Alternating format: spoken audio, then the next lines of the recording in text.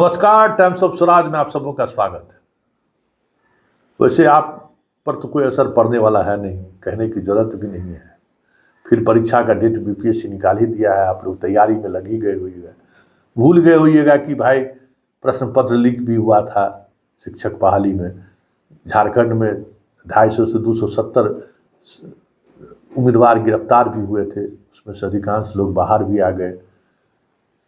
इतने दिनों के बाद भी अभी तक पता नहीं चला है कि कैसे प्रश्न पत्र लीक हुआ, कहाँ से लीक हुआ, कौन लोग इसमें शामिल थे, कुछ भी नहीं। ढाक के 3 पात। बीपीएससी के नोडल अधिकारी नियुक्त करने के लिए कहा गया, जो आप लगातार हमको सूचना देते रहिए, कोई सूचना नहीं। कल जो है सो उज्जैन से 5 लोगों ने गिरफ्तार किया है, जो मेडिकल के परीक्षा में सेटिंग करने का काम करते हैं। तो सभी के सभी नालंदा के। तो नालंदा तो इसके लिए फेमस है ही। नालंदा जितना डॉक्टर बनाया है सॉल्वर गैंग, हमको नहीं लगता कि दूसरे किसी प्रोफेशन में बनाया होगा। डॉक्टर इंजीनियर तो खूब बनाया है, नौकरी भी दिलाया है। लेकिन ठीक पहले मतलब परीक्षा घोषित हुई है, उसके बाद बीच में ये खबर मीडिया में फैला के कोशिश आईवास की कोशिश हो रही है। जो हमें बातचीत हुई है, जो एजेंसी काम कर रही है, आर्थिक अपराध इकाई की इस पर काम कर रही है, जो खबर आ रही है कुछ खास नहीं, लेकिन हाँ अपना एक ये दिखाने के लिए होगा। लोगों को लगेगा कि हाँ कुछ ऑपरेशन हो रहा है, लेकिन सच्चाई यही है कि शिक्षक बहाली मामले में कहाँ से प्रश्न पत्र लीक हुआ, कैसे प्रश्न पत्र लीक हुआ, उसके पीछे के गैंग में कौन कौन लोग शामिल थे, बीपीएससी अधिकारियों की क्या भूमिका थी, ये तमाम सवाल आज भी अनुत्तर है। देखो, उस सवाल का कोई जवाब आर्थिक अपराध इकाई अभी तक न प्रेस रिलीज के माध्यम से दे पाई है, न प्रेस कॉन्फ्रेंस करके दे पाई है। मतलब पूरी तौर पर जो है इस मामले को जैसे ये लग रहा है कि धीरे धीरे चीज़ें खत्म हो जाए, फिर परीक्षा का डेट निकल गया, विद्यार्थी सब परीक्षा देगा और इस बार कुछ अलग तरीके का सॉल्वर गैंग काम करेगा।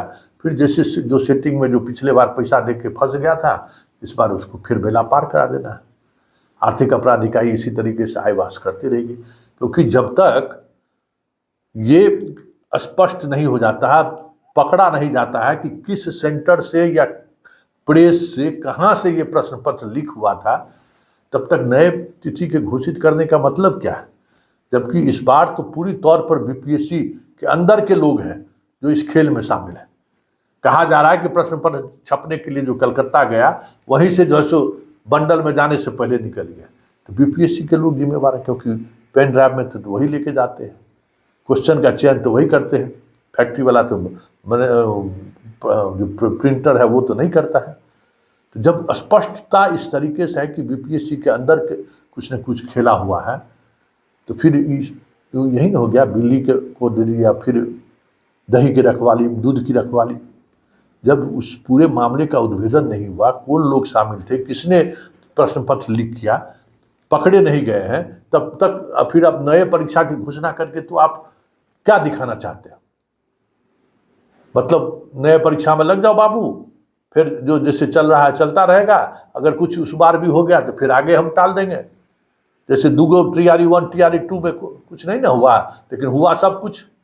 जिस तरीके से सॉल्वर गैंग वाला पकड़ा रहा है, चर्चा नहीं ना हुआ, मीडिया में खबरें नहीं ना आई कि भाई इस स्तर पर दोनों में सेटिंग हुआ है। तीसरा एक्सपोज हो गया, पकड़ा गया हजारीबाग में, तो चौथा में भी अब पकड़ाएगा नहीं, अपना अंदर खाने में सेटिंग करके सब कुछ कर लेगा। ये बिहार है, यहाँ तो अब सब कुछ लोग एकदम आराम से स्वीकार करने को तैयार है। मतलब आप परीक्षा का डेट तिथि घोषित किए हैं, उससे पहले, और जो घोषित करने वाली संस्थान है उस पर खुद चार्ज है कि प्रश्न पत्र लीक मामले में इनकी भूमिका संदिग्ध है। फिर जल्दबाजी किस बात का है, जब तक कोई पकड़ा नहीं जाए कैसे प्रश्न पत्र लीक हुआ और इसके पीछे कौन लोग हैं।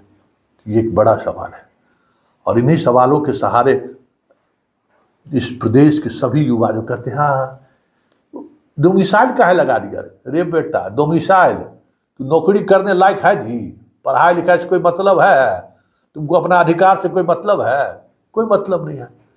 बाबूजी के बथन्ना से भोजन लेके जाना है, खाना है, पैसा हर महीने बाबूजी भेजिए रहे हैं, पटना में अपना घूम रहे हैं, लड़की दोस्त है, ये है, उससे भी मस्ती कर रहे हैं, मोबाइल चार्ज हो ही रहा है, फिल्म देखिए रहे हैं, सारा यूथ इसी में लगा हुआ है। यही इसका मतलब यही है ना कि यूथ का सब कुछ दांव पर है, फिर भी खामोशी है। जिस एजेंसी पर आरोप है कि प्रश्न पत्र लीक किया है, वो एजेंसी को भी क्लीन चिट मिला भी नहीं है, और फिर से नया परीक्षा लेने की जिम्मेवारी उन्हें दे दी गई है जब परीक्षा ले रहा है, और चारों तरफ सन्नाटा है। इसको क्या माना जाए कि सब बिहार के जो यूथ है भंगेरी गंजेरी कह सकते हैं हम लोग, मस्त है, कोई चिंता नहीं है, हैं?